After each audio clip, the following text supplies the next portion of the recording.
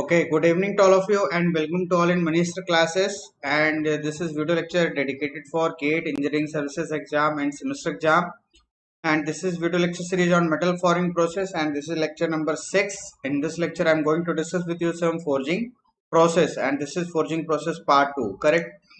So first of all, I would like to introduce myself. My name is Manish Singh and I am mechanical engineering faculty, and I have done MTech from IIT Delhi in production engineering branch in 2013, and my latest gate rank is AIR 192 in GATE 2020, and I'm also engineering services exam written qualified, and I have 9 plus years of teaching experience for GATE and engineering services exam.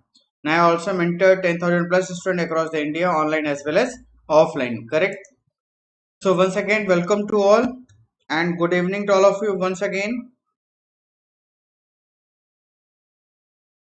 Good evening Saumya, Prateek, good evening. तो चलिए start करते हैं। तो हमने previous session में already पढ़ा था दोस्तों, what is open die forging operation, correct, and analysis of open die forging without friction, yes और नो। और कुछ हमने न्यूमेरिकल प्रॉब्लम सॉल्व किए थे, और जिन्होंने भी नहीं देखा है वो आप देख सकते हो। Good evening Subhajyoti, good evening, correct. चलिए, तो आज हम लोग पढ़ते हैं next types of open die forging operation. So you can see here first operation, that is fullering. And now you can see in this operation the material is compressed between two convex dies. When the material is compressed between two convex dies, then material can flow outside the center, yes or no. You can see here इस case में क्या हो रहा है, material का flow outside the centre हो रहा है when you apply the compressive force, yes और नो, करेक्ट। आप इस डायरेक्शन में फोर्स अप्लाई कर रहे हैं और मटेरियल का फ्लो हो रहा है away from the centre, then this process is called as fullering operation. Is it clear? So it is preferred by a pair of convex dies, and in this material moves away from the center, correct, and this is especially used for relocation of material. Is it clear? material को आपको कहीं दूसरी जगह पे relocate करना है, तो उसके लिए हम especially use करते हैं fullering operation, correct. And now you can see another operation, that is aging operation, and this is inverse of full ring. And now if the material is compressed between two concave dies, यहाँ पे भी convex लिख दिया, actually this is concave dies, correct. When the material is compressed between two concave dies,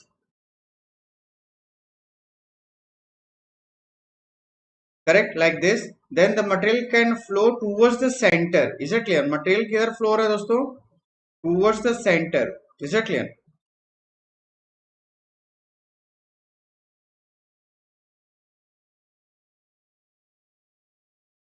Towards the center, correct, like this. इसको मैंने यहाँ पे correct कर दिया है,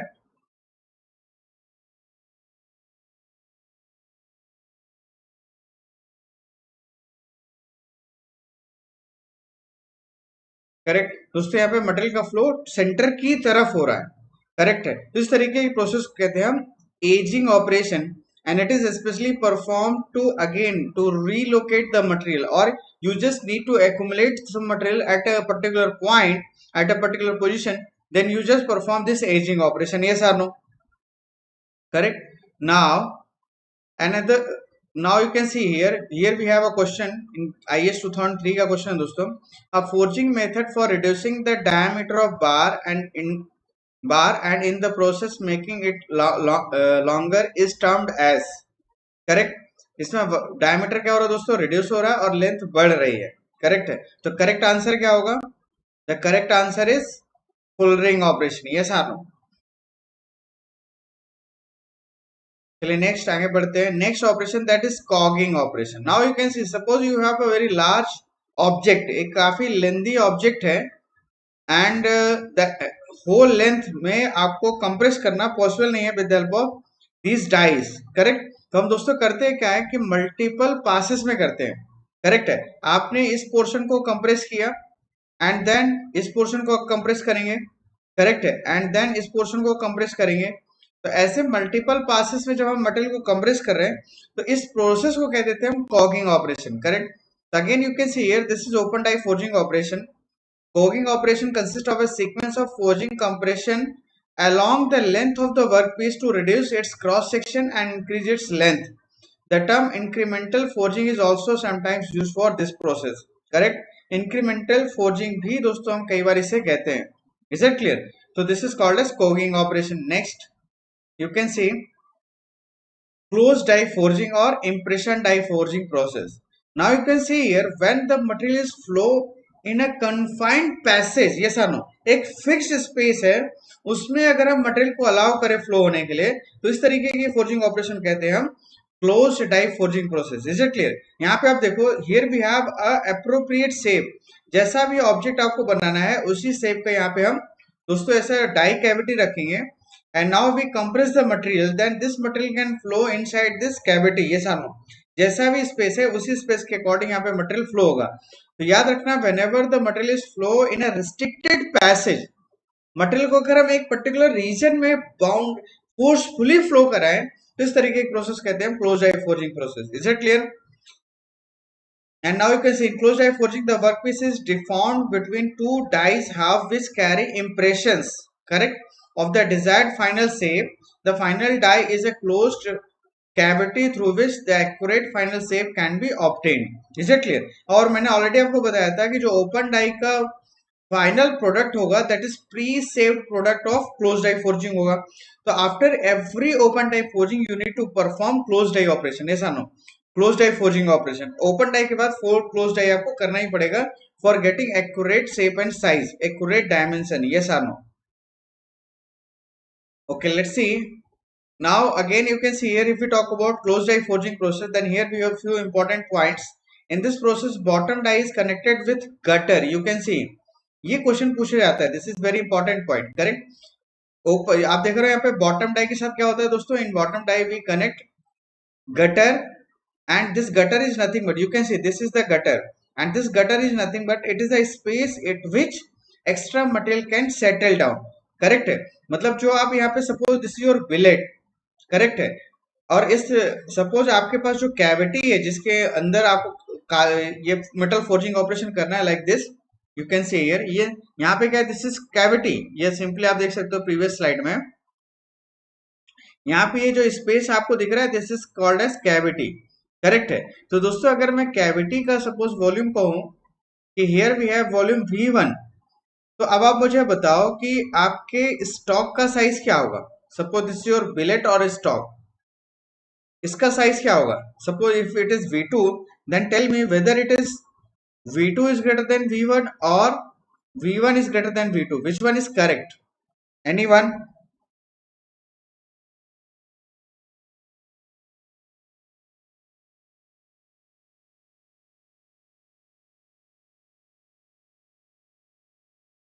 कौन सा करेक्ट होना चाहिए? V2 is greater than V1 और V1 is greater than V2. And suppose you can say suppose this is A and this is B. Now tell me which one is the correct answer. Stock का volume cavity से ज्यादा होना चाहिए या cavity का volume stock से ज्यादा होना चाहिए? Yes Pratik, V2 is greater than V1. Correct. Anyone else? Saumya, आप, शिवज्योति. तो दोस्तों अगर आपने अभी लाइक नहीं किया लेक्चर को लाइक कर देना फटाफट. V1 is greater than Shivjyoti. Anyone else?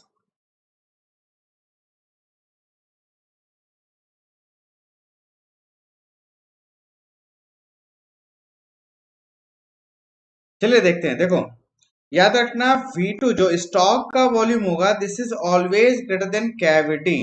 Correct है? मैंने आपको कहा ना कि यहाँ पे एक्स्ट्रा मेटल सेटल डाउन, तो ये एक्स्ट्रा मेटल यही है कि जो स्टॉक का वॉल्यूम है हम कैविटी के वॉल्यूम से ज्यादा कुछ अमाउंट का वॉल्यूम एक्स्ट्रा रख देते हैं.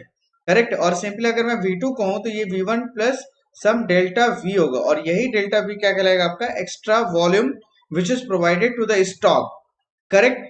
अब ऐसा क्यों करते हैं? अगर सपोज अगर आप V1 is greater than V2 कहोगे मतलब आपके कैविटी का वॉल्यूम आपके स्टॉक से ज्यादा होगा, तो दोस्तों जो कैविटी है वो तो फिल ही नहीं हो पाएगी, जबकि आपको जो आपकी कैविटी है वो आपके डिजायर्ड शेप एंड साइज के अकॉर्डिंग बनी हुई है. यस और नो?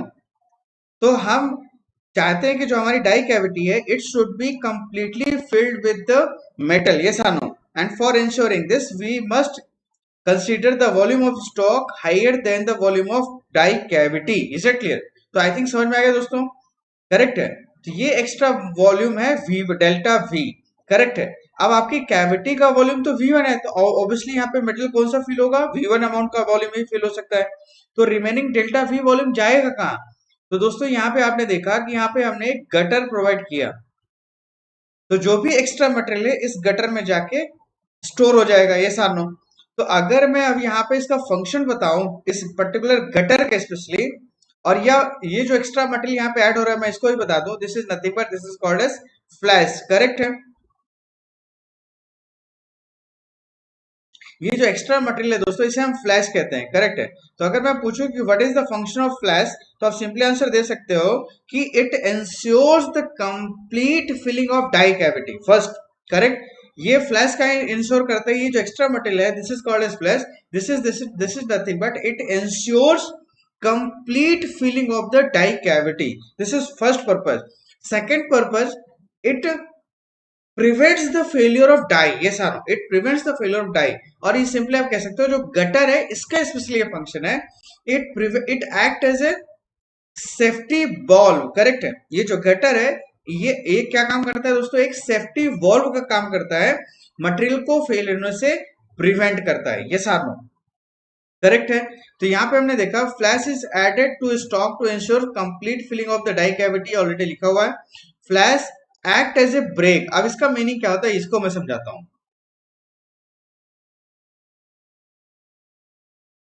फ्लैश को हम कैसे कह सकते हैं कि this is act as a brake, you can see here, suppose this is your die cavity, is it clear, this is your die cavity like this,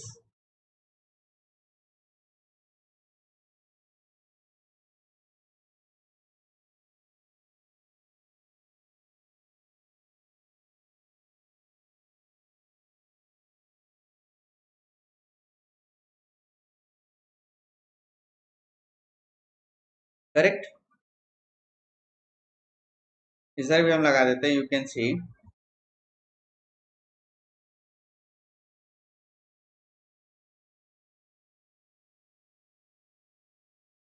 this is gutter and this is also gutter, correct. और ये दोस्तों यहाँ पे अगर मैं कहूँ तो ये टू डाई हाफ्स में बना हुआ होता है, करेक्ट है।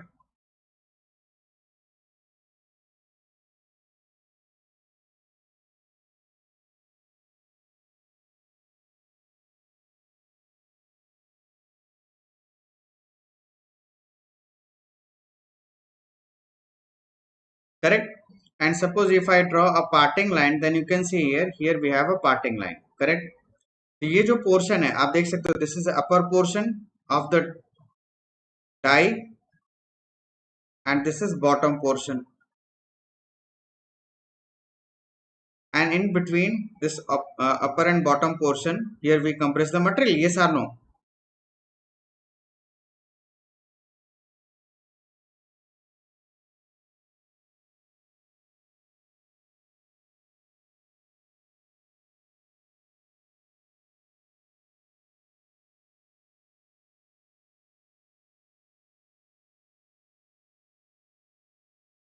Correct, like this.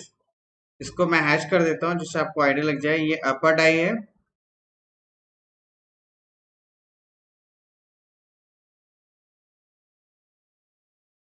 and similarly you can see here this is lower die,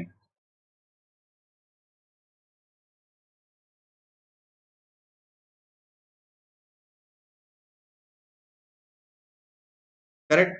And now in between here we have stock like this, और इस पार्टिंग लाइन को मैं यहाँ से डिलीट कर देता हूँ,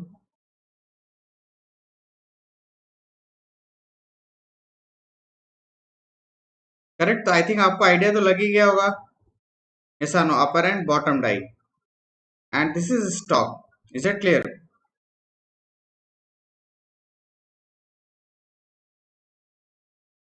जिसका वॉल्यूम ऑब्वियसली ज्यादा है। अब देखो जब दोस्तों इसको मेटल को आप कंप्रेस करोगे between this upper and lower die, तो हो क्या कि ये मटेरियल वहां पे फ्लो होगा जहां पे इजिली ये जा सकता है, लाइक दिस, कुछ इस तरीके से मेटल फ्लो होगा। But we need to fill this die cavity at the integrate position also, corner वगैरह है वहां भी हमें मेटल को पहुंचाना है, करेक्ट है। तो जहां भी इजीली मेटल पहुंच सकता था वो तो पहुंच गया, यस और नो। लेकिन अब वो ऐसी जगह पे नहीं जा रहा मेटल जहां पे उसे जाने में डिफिकल्टीज आ रही है, करेक्ट है। तो सिंपली हुआ क्या, यहाँ पे देखो कि फिर मेटल मूव करना स्टार्ट करेगा इस पैसेज में, क्योंकि एक इसे ओपनिंग मिलेगा, करेक्ट, एक ओपनिंग मिल गया। और जैसे ये मेटल पहुंचा यहां से निकला दोस्तों, तो ये जो मेटल निकला this is nothing but this is very thin metal. कैसा है ये, वेरी थिन मेटल, बहुत पतली सी एक लेयर इस गटर की तरफ मूव करेगी। और इसी थिन लेयर को हम क्या कहते हैं दोस्तों, this is nothing but this is called as flash, correct है। और ये जैसे एंटर होगा तो since its thickness is very low, therefore it is cooled and very fastly, ये साथ,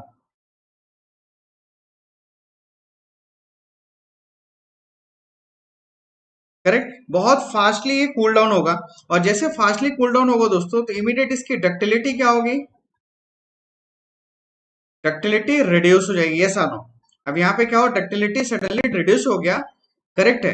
तो अब फर्दर मेटल का मूवमेंट इस डायरेक्शन में नहीं होगा, correct, because of reduced ductility, क्योंकि अब और ज्यादा फोर्स अप्लाई करना पड़ेगा फॉर फ्लो ऑफ मेटल। तो आप तो लोड कंटिन्यूसली अप्लाई करो, तो अब क्या होगा कि because of this, and same यहाँ पे भी होगा दोस्तों, जो राइट साइड हुआ वही सेम लेफ्ट साइड भी सेम प्रोसेस होगी। तो after that when the flash formation begins, the ductility of the material is suddenly dropped down at a very rapidly, and because of this the flow of material inside the gutter is needed very high force. Then again if you are applying continuous force and even higher force, correct, then the material can flow in this integrate positions, yes or no।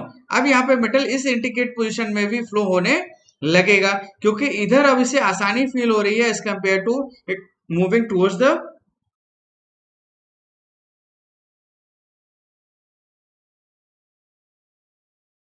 Gutter, ये सानो, इधर इसे move करना ज्यादा आसान लग रहा है एज कंपेयर टू गटर की तरफ मेटल का फ्लो होना, करेक्ट है दोस्तों। अब आप चलो इसको यहाँ पे इसने फिल कर दिया, still here we have some metal which need to deform, yes or no, correct. अब वो मेटल किधर जाएगा, तो ultimately there is no space in the die cavity, अब कुछ भी कहीं भी कुछ भी स्पेस नहीं है। अब आपके पास सिर्फ एक ही ऑप्शन है कि when you apply the force in the upper and lower die, then material is can only flow inside the gutter, yes or no। सिर्फ एक ही तरीका है वो इधर ही फ्लो हो सके, करेक्ट है। तो जो भी एक्स्ट्रा मटेरियल है फर्दर, अब यहाँ पे वो इकट्ठा हो जाएगा, करेक्ट है। अब दोस्तों क्वेश्चन ये आता है कि आपने फिर एक्स्ट्रा मटेरियल यहाँ पे प्रोवाइड ही क्यों किया कि यहाँ पे गटर में स्टोर करना पड़ते। तो दोस्तों इसका सिंपल सा आंसर है कि अगर आप ये एक्स्ट्रा मटेरियल प्रोवाइड नहीं करते तो डाई कैविटी कंप्लीट फिल ही नहीं होती, पहली चीज। दूसरा, अगर यहाँ पे गटर हम प्रोवाइड नहीं करते तो डाई फेल हो जाती, क्योंकि अगर मटेरियल को फ्लो होने के लिए कहीं स्पेस नहीं मिलेगा तो डाई आपकी फेल हो जाएगी, क्योंकि आप लोड तो कंटिन्यूसली अप्लाई कर रहे हो, तो उस हाइयर लोड की वजह से डाई क्या होगा, फेल हो जाएगा। तो उस फेलियर को प्रिवेंट करने के लिए हमने एक स्पेस प्रोवाइड कर दिया जिसे हम गटर कहते हैं, वहां पे जाके एक्स्ट्रा मटेरियल कलेक्ट हो जाएगा, ये सारा करेक्ट है। तो यहाँ पे आपने क्या किया कि फ्लैश फॉर्मेशन की वजह से मेटल कंप्लीट इंटीग्रेट पोजीशन में फ्लो हो पाया। और इसका अगर चलो मैं यहाँ पे लोड वर्सेस स्ट्रोक डायग्राम को अगर रिप्रेजेंट करके बताऊं तो दोस्तों कुछ इस तरीके से होगा, this shows that stroke length, correct, and here we can represent stress. तो देखो यहाँ पे लोडिंग कैसे होगी कि initially it take higher load to deform, start of deformation, and after that it is going to deform like this, ये सानो, कम load में भी ज्यादा डिफॉर्मेशन हो रहा है। And after that when it reaches at this point, now the material starts moving towards the gutter. अब यहाँ पे गटर में मूव करने स्टार्ट होगा एक थिन लेयर। तो दोस्तों होगा क्या कि सडनली इसकी डक्टिलिटी ड्रॉप होगी और ज्यादा लोड लगेगा, तो लोड यहाँ पे ऐसा राइज करेगा, करेक्ट है। तो दोस्तों सिंपली हम इस पॉइंट को कहते हैं beginning of flash formation. Beginning of flash formation मैंने शॉर्ट में लिखा, आप लिख लेना यहाँ पे, दिस इज बिगिनिंग ऑफ, मैं चलो लिख ही देता हूँ, फ्लैश फॉर्मेशन, करेक्ट है। And this point indicates end of flash, end of flashing direct लिख देता हूँ, correct. Here we have beginning of flashing and here we have end of flashing. और आप देख रहे हो कि because of this suddenly the load will be increases, and because of this increased load the material can flow at the integrate positions. Yes or no? Correct. तो I think अब दोस्तों आपको समझ में आ गया होगा कि फ्लैश का इंपॉर्टेंट फंक्शन क्या है और गटर का इंपॉर्टेंट फंक्शन क्या है. एनीवन? अगर फिर भी आपको कुछ डाउट लगता है then you can ask me. Anyone? Correct है. और यहाँ पे मैंने समरी ऑलरेडी लिखी हुई है. Flash act as a brake to slow down the outward flow of metal in order to permit complete filling of the desired configuration of the die cavity, and it acts as a relief valve in closed die forging during extreme pressure produced in the die cavity. Hence it prevents the damage of the die. Yes or no? Correct. तो ये सारे advantages हैं. Correct है दोस्तों. और already मैंने आपको load versus stroke का डायग्राम यहाँ पे शो कर ही दिया. You can see here this is beginning flash begins to form. Yes or no? And this point indicates the completion of flash formation. Yes or no? And loading perform like this. और यहाँ पे क्या हो रहा है? यहाँ पे कोई लोड पड़ नहीं रहा. क्यों? क्योंकि आपके पास डाई सपोज यहाँ पे और बिलेट की पोजिशन कहीं यहाँ पे है. करेक्ट है. तो इस स्पेस में क्या होगा कि फ्रीली आपका डाई मूव करेगा without exerting any force. That's why here there is no force. And once the die is, अब मैं यहाँ ओपन डाई का एग्जांपल लेके बता रहा हूँ क्योंकि क्लोज डाई का फिगर बनाना थोड़ा डिफिकल्ट है और इवन लेंदी है तो क्यों मैं बनाऊँ. करेक्ट है दोस्तों. यहाँ पे ये आपकी अपर डाई है, इस पोजीशन से यहाँ पे पहुंच चुकी है. जैसे इसने टच किया, now if this die is moving in the downward direction the load will be increases like this. Yes और नो? करेक्ट. तो this is the complete diagram load versus stroke diagram in close die forging process. और कई बार यही पूछता है दोस्तों flash का function क्या है. करेक्ट है. आपका गटर का फंक्शन क्या है. करेक्ट है. तो आपको पता होना चाहिए. ठीक है. चलिए अब आगे बढ़ते हैं. Next the difference between open die forging and close die forging. Now you can see here when we talk about open die forging process then flowing, यहाँ पे देखो flowing material is not restricted. मैंने आपको ऑलरेडी बताया था in open die forging the flowing material is not restricted means it is free to expand in all direction. Yes और no? Correct है. But in case of close die the material can flow in a restricted passage. मतलब एक confined space आपने provide किया है और उसी space के अंदर ही मेटल फ्लो होगा, इधर उधर अपनी मर्जी से कहीं नहीं जा सकता. Correct. Next, large product can be produced with the help of open die, but in case of closed die forging, a small size component can be produced. Small size component बनाएंगे दोस्तों. क्यों? क्योंकि बहुत बड़े component को अगर आप closed die बनाओगे तो बहुत extreme pressure अप्लाई करना पड़ेगा. उसके लिए बहुत heavy duty presses लगेंगे जो कि possible नहीं है. करेक्ट है. नेक्स्ट है complex shape can be produce can not be produce. Yes. Open die से कभी भी कॉम्प्लेक्स शेप नहीं बनाया जा सकता, but with the help of close die forging easily it can be produced. Is it clear? Next, that is the die design is simple. Is it clear? The die design is simple क्योंकि यहाँ पे simple flat die है, but the die design is complex in closed die forging and especially for making die. Here either we can use EDM process or you can use ECM process. ये unconventional metal cutting process है दोस्तों. Electro discharge machining, electrochemical machining, और even sometimes these dies are also produced by casting itself. Yes और no? Machining से ही बना सकते हैं. करेक्ट है. लेकिन इट डिपेंड्स कि आप किस मटेरियल को कास्ट करने जा रहे हो, सॉरी किस मटेरियल को फॉर्म करने जा रहे हैं. अगर सॉफ्ट मेटल है तो मशीनिंग की हुई डाई को आप इजीली यूज कर सकते हो या कास्टिंग की हुई डाई को इजीली यूज कर सकते हो. लेकिन आप अगर sorry hard and brittle material को फोर्स करने जा रहे हो तो आपको बहुत ही हार्ड सुपर एलॉयज की डाइज यूज करनी पड़ेगी और वो डाई सिर्फ ईडीएम ईसीएम से ही बन सकती है और किसी से नहीं. करेक्ट है. तो याद रखना ऐसा नहीं कि मैंने ईडीएम कह दिया तो आप कुछ भी एल्यूमिनियम को भी फोर्ज करना हो तो आप ईडीएम वाली ही डाई यूज करोगे. जरूरत नहीं है. क्यों? डाई स्टील इनफ है उसके लिए और डाई स्टील को मशीनिंग करके ही बना सकते हो even. Correct. Cost of the dice is less क्योंकि सिंपल से पे डिजाइन करना तो कॉस्ट भी कम होगा, बट यहाँ पे कॉस्ट क्या होगा दोस्तों? मोर होगा. तो ऑब्वियसली इसको प्रोसेस को हम जस्टिफाई कब कर सकते हैं?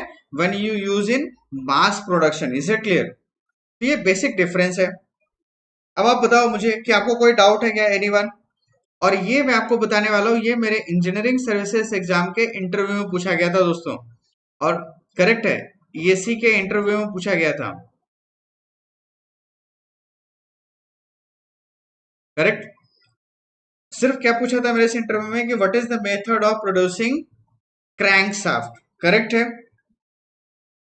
और मेरे दिमाग से निकल गया था कि क्रैंकशाफ्ट बन कैसे सकता है। मुझे ये भी नहीं पता था क्रैंकशाफ्ट दिखता कैसे होगा। क्यों? क्योंकि ऑलरेडी बहुत सारे क्वेश्चन हो चुके थे और अनकन्वेंशनल क्वेश्चन मतलब पॉलिटिक्स में क्वेश्चन पे बहुत सारे हुए थे, जिसकी वजह से मेरा दिमाग फ्यूज हो गया। करेक्ट है। लेकिन अब आपका दिमाग फ्यूज नहीं होने दूंगा, आप देखो ध्यान से यहाँ पे। करेक्ट है, मैं कंप्लीट प्रोसेस समझाऊंगा। इवन इंटरव्यू के टाइम के क्या क्या पूछ जाती है वो चीजें भी बताऊंगा। ठीक है, चलिए देखते हैं steps in impression die forging process. Correct, किसी भी एक कंपोनेंट है, यहाँ पे देखो this is your final product. ये क्या है? कनेक्टिंग रॉड है। इस कनेक्टिंग रॉड को बनाने के लिए कितनी प्रोसेस परफॉर्म करनी पड़ेगी? करेक्ट है, उस सीक्वेंस को हमें जानना है। और कई बार ये सारे सीक्वेंस दोस्तों एग्जाम में ऑब्जेक्टिव क्वेश्चन में आ जाते हैं कि arrange the following operation in a sequential manner. ये सानो तो आपको पता होना चाहिए। तो you can see here you need to make a component like this is your final product. Correct, और आपके पास रॉ मटेरियल कैसा है? Like cylindrical solid material. ये सार नो करेक्ट है। ब्लैंक, एक सिलेंड्रिकल ब्लैंक है आपके पास। करेक्ट, और आपका कंपोनेंट कैसा है? देखो तो दोनों में काफी डिफरेंस है कि नहीं? अब देखो यहाँ पे देखो, इस एंड में आपको मटेरियल ज्यादा चाहिए और इस एंड में मटेरियल कम की रिक्वायरमेंट है। ये सार नो करेक्ट है। आप देख सकते हो इस फिगर में कि एक एंड में आपको मटेरियल की रिक्वायरमेंट ज्यादा है, जबकि दूसरे एंड में मटेरियल की रिक्वायरमेंट कम है। यहाँ पे मटेरियल की रिक्वायरमेंट ज्यादा है, यहाँ पे मटेरियल की रिक्वायरमेंट कम है। तो क्या करना पड़ेगा दोस्तों? First we need to perform some operation, basic operation to distribute the material according to our need। ये समझ, जहां पे हमें ज्यादा मटेरियल चाहिए, जहां पे कम मटेरियल चाहिए, तो दोनों जगह से हम मटेरियल को मूव करा के, या जहां पे ज्यादा चाहिए वहां एक्यूमुलेट करा के पहले रफ मटेरियल ऑब्टेन कर लें। तो दोस्तों इसको ऑब्टेन करने के लिए हम ये दो बेसिक प्रोसेस आप परफॉर्म करेंगे, दैट इज फुलरिंग एंड एजिंग। तो पहले मटेरियल को एक्सपैंड करेंगे बाय कंप्रेसिंग, इलोंगेट करेंगे। करेक्ट है, उसके बाद हम इस एजिंग की हेल्प से एक्यूमुलेट करेंगे। करेक्ट है, तो with help of our first step is fullering, और मैं ऑलरेडी आपको बता चुका हूं फुलरिंग क्या होता है, and then edging. Is it clear? ये दो बेसिक ऑपरेशंस आपको करने पड़ेंगे। Sometimes you need to make object in such a way that they have some curvature। yes or no? Like for example, अगर आपने सभी ने ट्रैक्टर अगर देखा हो, करेक्ट है, तो वहां पे आपने देखा है कि जो आगे के व्हील होते हैं, स्मॉलर व्हील जो कि ड्राइविंग व्हील होते हैं, उसको एक टाई रॉड से एक ऐसा कंपोनेंट होता है, इस तरीके का एक कंपोनेंट होगा जिससे हम कनेक्ट करते हैं दोस्तों टाई रॉड को। करेक्ट है, लाइक दिस।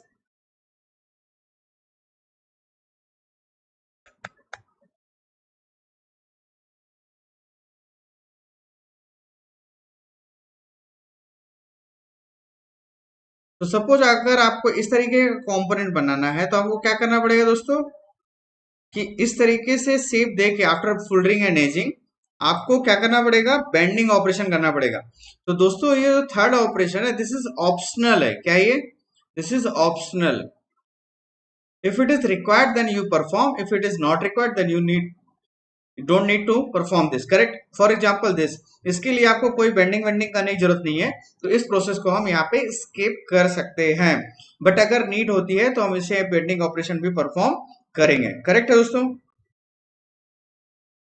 आई थिंक समझ में आ गया। चलिए अब नेक्स्ट आगे बढ़ते हैं। नेक्स्ट ऑपरेशन है दैट इज ब्लॉकिंग। अब एक्चुअल प्रोसेस अभी तक जो हमने परफॉर्म किया, these two process are called as open die forging process. Open die forging, ODF, open die. अब यहाँ पे जो हम ये दोनों प्रोसेस परफॉर्म करने जा रहे हैं this is called as closed die forging. क्या कहेंगे दोस्तों हम इसे? Closed die forging. देखो आपको इस तरीके के शेप का क्या चाहिए? प्रोडक्ट। तो हमें क्या करना पड़ेगा? You need to make a die cavity of this particular shape. Yes or no? अब मैं एग्जैक्टली तो नहीं बना पाऊंगा फिगर, लेकिन मैं अप्रोक्सीमेटली यहाँ पे आपको दिखाता हूँ कुछ इस तरीके से। ये इस तरीके से आपको एक डाई कैविटी चाहिए। तो दो यहाँ पे दोस्तों एक अपर डाई होगा, एक लोअर डाई। एक डाई होगा जिसमें ये जो शेप मैंने बनाया ये होलो पोर्शन होगा। करेक्ट है, ये होलो पोर्शन है। और एक हमारे पास ऐसी डाई होगी same says shape and size की, जिसमें जो ये शेप आपने बनाया जो आपको एक्चुअल चाहिए, करेक्ट है, इसको हम यहाँ पे सॉलिड रखेंगे और ये प्रोजेक्टेड फॉर्म में होगा, ये एक्स्ट्रा प्रोजेक्शन बाहर निकला होगा और ये होलो पोर्शन होगा। तो अब आपको करना क्या है कि after performing fullering edging and bending if it is needed, you just place the stock inside this die cavity and even this is called edge, इसे क्या कहेंगे दोस्तों हम, एक को कह देंगे हम this is called as lower die और दूसरे को क्या कह देंगे हम दिस इज अपर डाई। और जनरली जो होलो कैविटी वाली डाई होती है उसे हम लोअर डाई कहते हैं, जो अपर डाई होती है उसे हम सॉलिड बनाते हैं। प्रति के क्वेश्चन, सर फोल्डिंग के बाद कॉन्वेक्स शेप बनेगा उसके ऊपर फिर एजिंग कैसे बालक, ये इस प्रोसेस को एक्सप्लेन करने का एक तरीका है, करेक्ट है, इस प्रोसेस को एक्सप्लेन करने का एक तरीका है। एक्चुअल में जब हम प्रोसेस परफॉर्म करेंगे तो हमें सिर्फ देखो यहाँ पे देखो, आपने इसको इस तरीके से कन्वर्ट कर लिया कि नहीं, और ये सिंपली हैमरिंग के थ्रू होता है, मतलब आपके पास प्रेस प्रेस में ऐसा हैमर होता है जो मैकेनिकली ऑपरेटेड होगा, अप एंड डाउन मूव करता है, करेक्ट है। तो यहाँ पे आप इससे हैमरिंग कर करके इसके शेप को चेंज कर सकते हो। Is it clear? करेक्ट। तो ये एक तरीका है इन प्रोसेस को आपको एक्सप्लेन करने का कि भाई मटेरियल का फ्लो कैसे होगा और मटेरियल का फ्लो आउटवर्ड कैसे होगा और इनवर्ड कैसे होगा, मटेरियल को हम एक जगह पे एक्यूमुलेट कैसे करेंगे, मटेरियल को हम कैसे स्प्रेड करेंगे, करेक्ट है। तो ये स्केमेटिक रिप्रेजेंटेशन है, this is not actual process. Is it clear? सिर्फ आपको इन प्रोसेस को एक्सप्लेन करना था, इसलिए इनको इस तरीके से एक्सप्लेन किया गया, करेक्ट। तो आगे बढ़े दोस्तों, अब देखो ब्लॉकिंग ऑपरेशन आता है। Blocking and finishing both are same operation, दोनों ही सेम ऑपरेशन होते हैं and in both we are using same even die, correct है। लेकिन फिर भी दोनों में डिफरेंस क्या है? तो दोस्तों जो ब्लॉकिंग ऑपरेशन है this is actually called as roughing operation, मतलब आपके पास रफ डाई होगी, इसे हम कहते हैं रफिंग ऑपरेशन, करेक्ट है। एक रफ डाई होगी जो कि एकदम फिनिश डाई के जैसा ही और बेस सेम डायमेंशन की होगी, बट थोड़े बहुत डायमेंशन चेंज हो चुके होंगे, रफ हो चुकी होगी डाई, करेक्ट है। तो ब्लॉकिंग, इस रफिंग डाई से या ब्लॉकिंग डाई से हम इनिशियल शेप देंगे ऑब्जेक्ट का। जैसे यहाँ पे देखो, आफ्टर ये आपके पास एजिंग के बाद ऐसा है, नाउ ब्लॉकिंग करोगे तो आपके पास कुछ ऐसा एक शेप मिलेगा, दिस इज रफ शेप। और ये जो एक्स्ट्रा मटेरियल मिल रहा है आपको, देखो यहाँ पे ये सारा कुछ एक्सेस मटेरियल ये फ्लैश कहलाएगा, करेक्ट है दोस्तों, correct. After performing this blocking, अब आपको क्या करना है, एग्जैक्ट सेम साइज का देना है, सेम साइज है डायमेंशन का आपको बनाना है। तो अब आप सेम इस ब्लॉकिंग डाई से जो फिनिश प्रोडक्ट बना है, रफ से बना है, उसको फिर से एक एक बार हम कंप्रेस करेंगे in between upper and lower die whose shape is exactly the same of product, yes और नो। कुछ इस तरीके की सेम डाई होगी but with accurate dimension, correct है। सिर्फ एक्यूरेसी का डिफरेंस होता है दोस्तों, रफ डाई की एक्यूरेसी पुअर होगी और इसकी एक्यूरेसी बेटर होगी और ज्यादा स्मूथ होगी। इसमें हम इस ब्लॉकिंग डाई के बाद जो प्रोडक्ट मिला उसको फिर से कंप्रेस करेंगे, तो जो भी एक्स्ट्रा मटेरियल और भी होगा वो भी रिमूव हो जाएगा और एग्जैक्ट शेप मिलेगा। And after that when you get this final product, अब ये फाइनल प्रोडक्ट मिल गया, अब आपको करना क्या है दोस्तों, ये जो एक्स्ट्रा मटेरियल यहाँ पे मिल रहा है इसको आप यहाँ पे कट करके बाहर निकाल दो, और इस कट करने की प्रोसेस कहते हैं हम ट्रिमिंग ऑपरेशन, करेक्ट है। तो trimming is nothing but it is a process by which we remove the excess material और flash from the exact object. तो इस पोर्शन को कट करके सबको बाहर निकाल दो तो आपके पास एक ऐसा फाइनल प्रोडक्ट मिल जाएगा।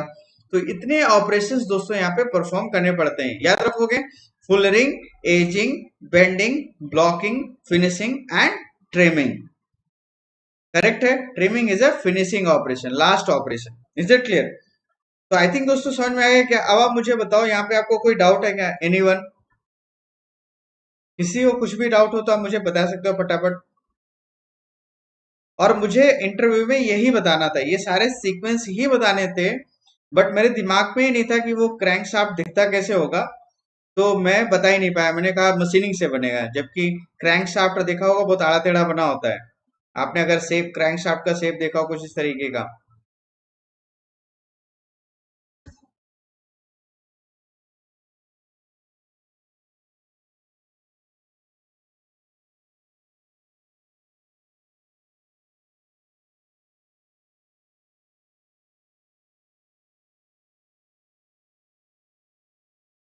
Like this.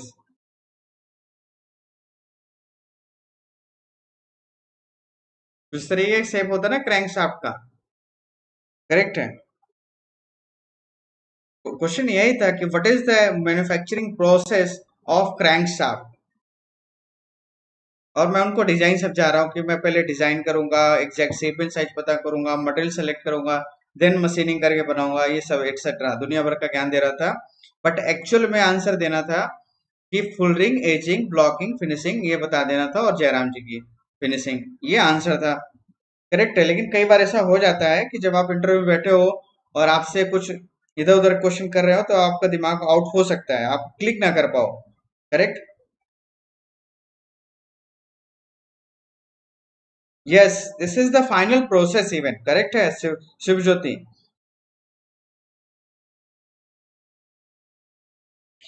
प्रतीक कोई टफ नहीं है, धीरे धीरे सब याद हो जाएगा, डोंट वरी। जब मल्टीपल टाइम रिपीट करोगे ना, सारी चीजें याद हो जाएंगे, आपको परेशान नहीं होना है। इनफ टाइम है, अभी तो स्टार्ट हुआ है, जून है, पूरा जुलाई, अगस्त, सितंबर, अक्टूबर, नवंबर, दिसंबर, जनवरी, 7 महीने हैं, बहुत टाइम है, मोर देन इनफ है।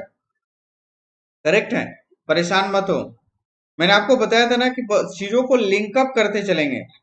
करेक्ट है, चीजों को लिंकअप करते जाओ, शॉर्ट नोट्स बनाते चले जाओ, तो ऑटोमेटिकली चीजें कम होगी, ठीक है ना। करेक्ट आंसर क्या है? Option B. चलिए चेक करते हैं। Consider the following steps involve in a hammer forging a connecting rod. चलो कनेक्टिंग रॉड का अभी ही बताया था, फ्रॉम द बार स्टॉक। तो सबसे पहले हम करेंगे फुल रिंग, नेक्स्ट हम लोग करेंगे एजिंग, इसके बाद हम लोग करेंगे ब्लॉकिंग, इसके बाद हम लोग करेंगे फिनिशिंग, एंड देन हम लोग परफॉर्म करेंगे ट्रिमिंग। तो ये सीक्वेंस होगा। तो फुल रिंग सबसे पहले, 4 ऑप्शन फर्स्ट होना चाहिए, और एक ही ऑप्शन ही है, तो कोई टेंशन ही नहीं है। Correct answer is option B. तो आई थिंक समझ में आ गया दोस्तों। अब आप मुझे बताओ, किसी कुछ डाउट है? करेक्ट है। और एक फोर्जिंग डिफेक्ट रहेगा, नहीं तो वो भी मैं आपको बता देता आज ही, बट मैं इंक्लूड नहीं कर पाया पीपीटी में। तो दोस्तों गेट में जो मोस्ट ऑफ द क्वेश्चन है ना, यहीं से आएंगे, ठीक है। Most of the question GATE exam में यहीं से आएंगे। और आप, आई थिंक आपको ऐसा नहीं लग रहा होगा कि फोर्जिंग बहुत बड़ा है, बहुत छोटा सा टॉपिक है, सिंपल सा फ्रिक्शनलेस एनालिसिस से क्वेश्चन आते हैं। लेकिन इसके बावजूद मैं आपको एक कंप्लीट डेरिवेशन बताने वाला हूँ। करेक्ट है। स्लैब मेथड से विथ फ्रिक्शन हम कैसे फोर्जिंग लोड कैलकुलेट कर सकते हैं। करेक्ट है। तो वो सारी चीजें क्यों, क्योंकि वो इंजीनियरिंग सर्विसेज एग्जाम में डायरेक्ट डेरिवेशन ही पूछ देता है, या डायरेक्ट न्यूमेरिकल पूछ देता है, तो काफी वेटेज होता है। बट गेट एग्जाम में ऐसा कुछ खास नहीं आता, बट फिर भी आप फॉर्मूला तो एटलीस्ट याद ही रखना। करेक्ट है। लेकिन मैं कंप्लीट डेरिवेशन बताता हूँ, और वो देखता हूँ कि मैं कब बताऊंगा। करेक्ट है। लेकिन गेट एग्जाम के लिए इतना इनफ है फोर्जिंग के लिए। डिफेक्ट रह गया है, डिफेक्ट भी बताना चाहिए था मुझे, बट मैं नेक्स्ट क्लास में डिस्कस करूंगा। करेक्ट है दोस्तों। और डिफेक्ट के साथ ही ये फोर्जिंग कंप्लीट हो जाएगा। करेक्ट। तो मैं कल कोशिश करता हूँ कि मैं एक डेरिवेशन बता दूं और डिफेक्ट बता के फिर इस चैप्टर को, फिर इस फोर्जिंग प्रोसेस को कंप्लीट करूं। देन हम लोग रोलिंग पढ़ेंगे, एंड वन बाय वन ऐसे प्रोसीड करेंगे। तो ऐसे रोलिंग में भी दोस्तों 1-2 लेक्चर लगेंगे, 2 लेक्चर में मोर देन इनफ है। करेक्ट है। थोड़ा सी थ्योरी होगी, थोड़ा सा एनालिसिस होगा, ऐसे 1-2 लेक्चर आपके, 2 लेक्चर का एक ही लेक्चर में एक्सट्रूजन और वायर ड्राइंग दोनों ही हो जाएंगे, और 2 लेक्चर में सीट मेटल ऑपरेशन। तो कुल मिला के ऐसे 5-7 लेक्चर ही लगने वाले हैं, जिसमें कंप्लीट मेटल फोर्जिंग कंप्लीट हो जाएगा, सॉरी मेटल फॉर्मिंग। करेक्ट है। तो हर एक ऐसे मेटल, जो भी मैन्युफैक्चरिंग का सेक्शन है, आपको अराउंड 10 to 12 क्लासेस एवरेज लगने वाला है, एक्सेप्ट मेटल कटिंग, क्योंकि मेटल कटिंग बहुत ब्रॉड है, वहां पे करीब 25 से 30 लेक्चर लगेंगे। करेक्ट है। तो दोस्तों अगर आपको कुछ डाउट नहीं होगा तो आप मुझे बता सकते हो, अगर डाउट हो तो, अगर नहीं है तो मैं फिर सेशन को एंड करूंगा। करेक्ट है। और अगर आपने चैनल अभी तक सब्सक्राइब नहीं किया तो फटाफट सब्सक्राइब कर लेना, और इवन टेलीग्राम चैनल में लिंक डली हुई है, बोथ डिस्क्रिप्शन वाली चैट फोरम की और मनीष सर क्लासेस की, जिसमें आपको सारे मटेरियल मिलते हैं। करेक्ट है। तो अगर आपने ज्वाइन नहीं किया तो उसे भी ज्वाइन कर लो, और ज्यादा से ज्यादा लोगों को शेयर कर दो, शेयर करना मत भूलना, ठीक है। तो चलिए फिर यहीं पे सेशन एंड करते हैं। Thanks for watching and good night to all of you.